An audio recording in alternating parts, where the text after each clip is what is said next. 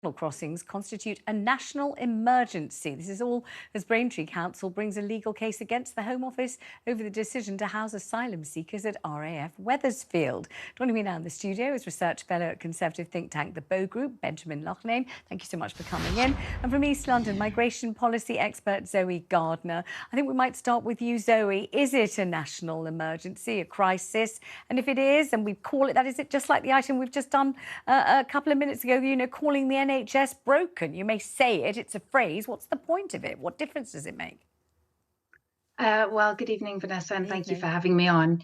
An emergency, I don't know about an emergency, but certainly what the government has done is they have manufactured an artificial humanitarian crisis regarding refugee protection in the UK.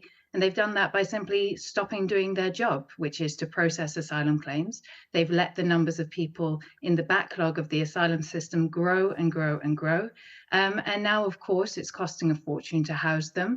They're being dumped on communities where it's totally inappropriate, in inadequate accommodation centres, and now they're trying to find more and more places to house people. So they're deliberately stirring up a crisis, definitely, Zoe, but it's not one that necessarily has to occur. When you use the word manufacture, the government has manufactured a migrant crisis.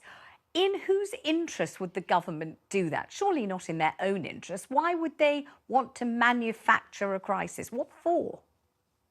Well, it's very clear to me that the purpose of doing this is to allow this crisis to build up, to create the theatre of a performance of going to court and trying to send refugees here, there, anywhere, away from the UK, and inevitably coming up against legal challenges because it's in clear violation of our international legal obligations under the Refugee Convention to do so, and then be able to go to the next election saying, you see, we're trying to fix this crisis, but we need to drag us out, follow Putin out of the European Court of Human Rights in order to remove these people, in order to get rid of them. So they're creating the crisis so that at the next election, they can say they have the solution. That will be following Putin out of the European Court of Human Rights. And in fact, all they need to do is get a handle on the asylum system like previous governments have done before, with higher numbers of arrivals, just process their claims, make decisions on people's asylum claims so that refugees can start to rebuild their lives and get on with it.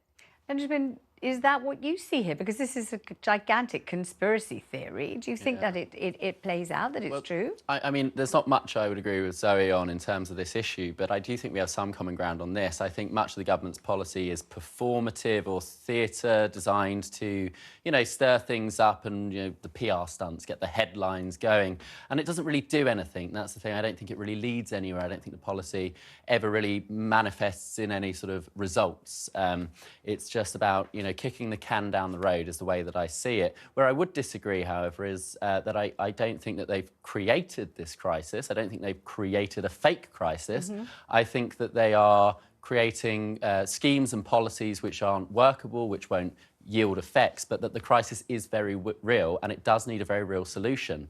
And so rather than going down this PR stunt route, they need to get to grips with this and really get it solved. But is the solution just processing the people who have already arrived here so that they can lead their lives, so that they can work, so that they don't cost us all a great deal of money, so they're not just there in a vacuum waiting and waiting, so that people don't say, oh, they're being billeted on our town, our village, we don't want them, we don't like it. I mean, what is the possible gain of making people wait and wait like this? Yeah, that is certainly an aspect of it. Our asylum system is wholly and thoroughly broken at every stage. We have a backlog of something like 150 or 200,000 now.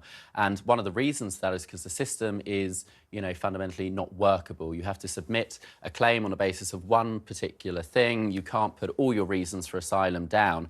And if after years, if you get rejected, you can submit another claim for a different reason. So if we had people put all of their reasons down at once, you would solve a lot of that. People repeating claims over and over again. You'd clear the backlog a lot quicker. But what Zoe said, though, about a government plot or plan to kind of kick this into the long grass, that was your phrase, though, and then at the next election say, aha, we now have a solution. Surely what this really, the effect really would be that people will lose all patience if they haven't already lost all patience. It doesn't reflect well on the government if they make this go on and on in some endless continuum. continuum until the next election, does it? I do agree. I think some people would say it's a great campaigning issue. We're going to solve the migrant crisis. But fundamentally, if we get to the next election and they haven't solved it, people will say, well, we don't believe you. You've had an 80-seat majority. You've had years in power and you didn't do anything then. Why should we believe that you're going to do anything now? Absolutely. Zoe, how can it be a good look for the government to deliberately prolong the agony of all these waiting people? How can that be theatrics that will, in fact,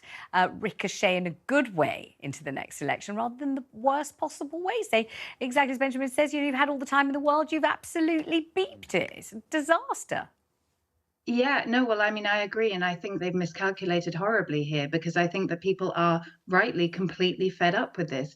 And I don't think that, their harebrained sort of one after the other, more absurd and more draconian than the last proposal, actually reflects what the people of this country want from our asylum system, which is for it to simply function fairly and efficiently.